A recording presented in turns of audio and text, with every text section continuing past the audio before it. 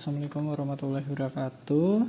Perkenalkan, nama saya Peter Ramadan. Izin Ibu Bapak untuk mempresentasikan hasil dari pelatihan saya. Di sini saya menggunakan presentasi mengenai keamanan data untuk melindungi informasi di era digital. Nama saya Peter Ramadan, salah satu anggota pelatihan dari FPD, tanggal 22 sampai 25 Juli 2024. Pendahuluan, keamanan data adalah praktik melindungi informasi digital dari akses, penggunaan, pengungkapan, gangguan, modifikasi, atau perusakan yang tidak sah. Ini mencakup berbagai teknologi, alat, dan proses yang dirancang untuk melindungi data selama siklus hidupnya. Tujuan utama keamanan data yaitu ada 3. Yang pertama adalah kerahasiaan atau confidentiality, memastikan bahwa informasi hanya dapat diakses oleh pihak yang berwenang. Yang kedua adalah integritas atau integrity, yaitu menjaga keakuratan dan konsistensi data selama penyimpanan dan transmisi. Yang ketiga adalah ketersediaan availability, untuk memastikan data dapat diakses oleh pengguna yang berwenang saat dibutuhkan. Mengapa pentingnya keamanan data? Yang pertama adalah melindungi informasi pribadi, yaitu melindungi data pribadi dari pencurian identitas dan penyalahgunaan. Yang kedua adalah kepercayaan konsumen, mempertahankan kepercayaan konsumen dengan memastikan data mereka aman. Yang ketiga adalah kepatuhan hukum, yaitu mematuhi peraturan dan standar industri yang mengharuskan perlindungan data. Yang keempat adalah keberlanjutan bisnis, yaitu mencegah gangguan operasional yang bisa disebabkan oleh insiden keamanan data.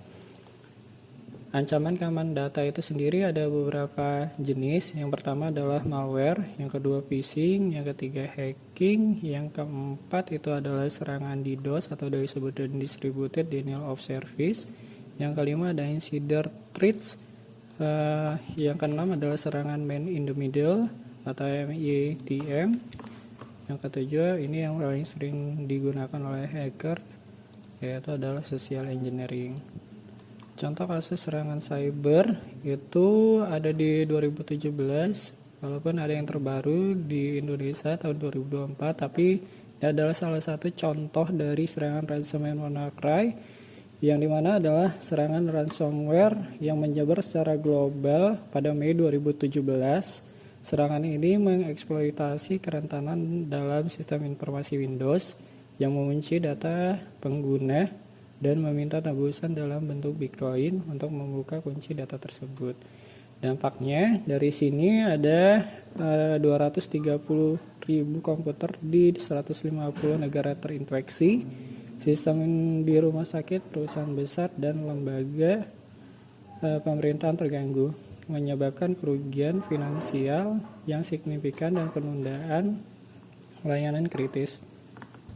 Pelajaran yang bisa diambil yaitu pentingnya menjaga sistem tetap diperbarui dan menerapkan patch keamanan serta memiliki cadangan yang teratur.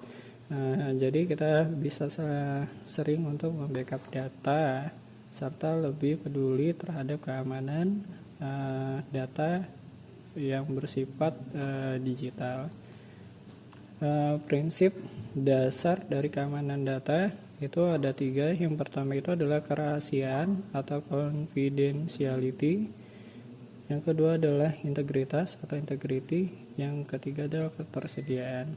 Kerahasiaan data, integritas, dan ketersediaan. Kebijakan dan prosedur keamanan ada 3 juga. Yang pertama itu adalah kebijakan penggunaan kata sandi yang bersifat unik dan sulit untuk ditebak. Yang kedua adalah prosedur enkripsi data. Jadi setiap data yang dimasukkan atau yang data dikelola itu memiliki enkripsi data yang bisa diakses datanya menggunakan kata sandi untuk mendeskripsinya. Yang ketiga adalah pengelolaan akses. Jadi siapa yang bisa mengakses baik itu ke server atau sumber data dari setiap instansi atau data pribadi. Teknologi untuk keamanan data itu banyak. Ya, di sini saya ngambil 3. Yang pertama adalah firewall untuk jaringan, antivirus, dan anti malware. Itu bisa di dalam server atau komputer pribadi. Yang ketiga adalah sistem deteksi dan pencegahan intrusi, yaitu IDS atau IPS.